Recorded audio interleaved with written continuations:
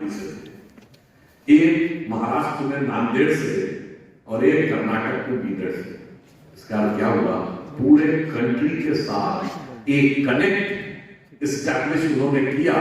और अगर आप स्वर्ण मंदिर में जाते हैं and you remember about the Khalsa पंथ एस्टैब्लिश्ड बाय गुरु गोविंद सिंह जी, और अगर आप उसका डिटेल ध्यान रखते हैं तो आपको दिखता है कि पूरे देश के साथ वो किस प्रकार से कनेक्ट हो। आज की नई पीढ़ी को कई बार ये बातें समझाने के लिए दूसरे तरीकों की भी आवश्यकता होती है। I would just like to give one example. हो सकता है आप लोगों बहुत से लोगों ने सुना हो, एक जो लोग कॉस्मोलॉजी में और एरोस्पेस में इंटरेस्ट रखते होंगे तो एक वैन एलन फील्ड होती है। वैन एलन फील्ड वो है जो माना जाता है कि जो अर्थ के मैग्नेटोस्फीयर के ऊपर चार्ज पार्टिकल्स का एक पैटर्न बन जाता है, और वो चार्ज पार्टिकल का पैटर्न जो है, जो अर्थ सन से आने वाली रेज हैं उनको भी वो प्रोटेक्ट करता है, और वहां पर मैग्नेटिक एनर्जी का पैटर्न सबसे ज्यादा होता है। और मजे की बात यह है कि 3 जगहों पे दुनिया में ये वैन एलन फील्ड पाई जाती है। वो कौन कौन है? एक है पेरू का माचू पिच्चू, एक आयरलैंड का स्टोन हेंजेस, और एक भारत में ठीक उसी पॉइंट के ऊपर उत्तराखंड में अल्मोड़ा में कसूर देवी का मंदिर बना हुआ है। और नासा ने इस बात को वेरीफाई किया कि ये तीनों जगहों के ऊपर वैन एलन मैग्नेटिक फील्ड सबसे ज्यादा है। अब मुझे लगता है कि नई पीढ़ी को इन विषयों के बारे में और बेहतर रिसर्च करने की आवश्यकता है, कि ताकि उनको पता चल सके कि हमारे जो भी टेम्पल्स हैं उनका रीजंस क्या है।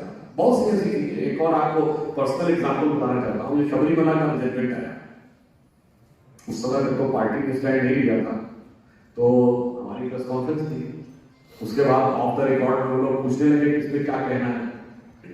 जैसे आप सब लोग इस विषय के ज्यादा अच्छे जानकार हैं, जितना मैंने पढ़ा है कि शबरीमला मंदिर का जब दर्शन किया जाता है तो वो सीधे नहीं किया जाता है, वो 7 मंदिरों की श्रृंखला का अंतिम मंदिर है।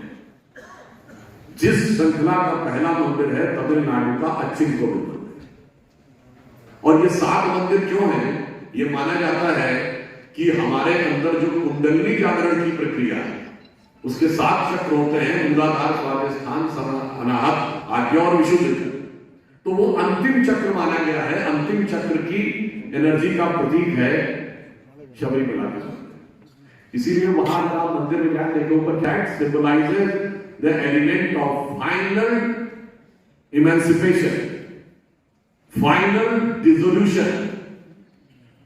सो इट इज ऑब्वियस कि till anybody is having the vibration of creation, the place of final dissolution is difficult for both, for the person as well as for the place.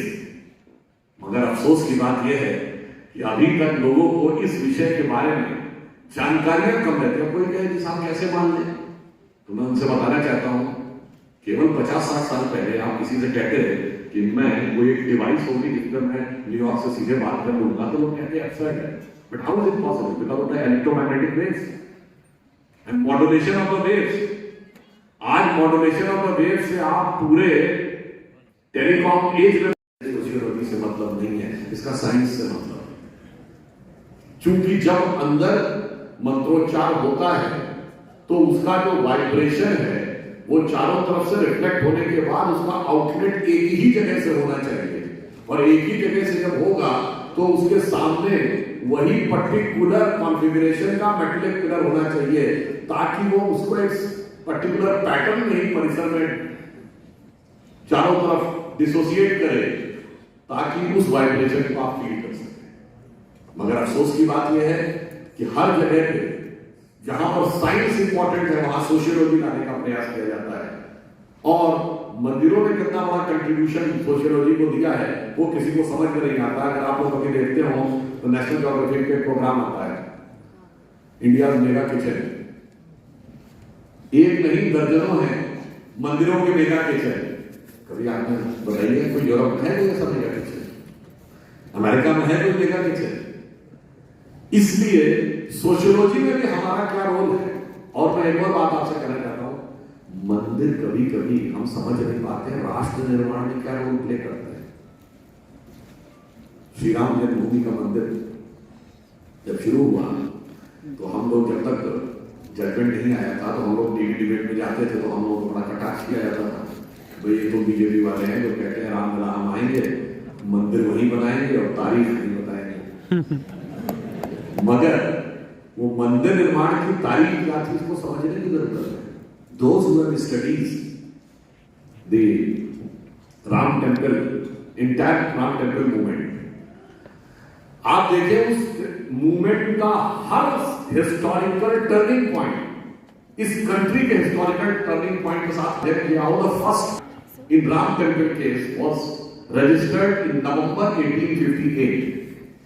Faizabad के थानेदार ने रिपोर्ट लिखी है कि 50 निहंग सिख आ गए हैं तलवार लेकर और उन्होंने यहां पर यज्ञ हवन किया है और मस्जिद जन्म स्थान, उसने वर्ड यूज किया, मस्जिद जन्म स्थान की सारी दीवारों पर राम राम राम राम लिख दिया है।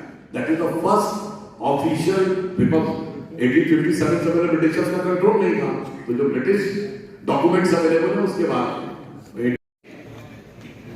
फर्स्ट कार सेवा जो दिन गोलियां चलाने के बाद 30 अक्टूबर 1990 देवोत्थान एकादशी थी। तो दैवीय देवता उठे थे, तो देवता भारत को दैवीय स्थान पर ले जाने के लिए उठे थे।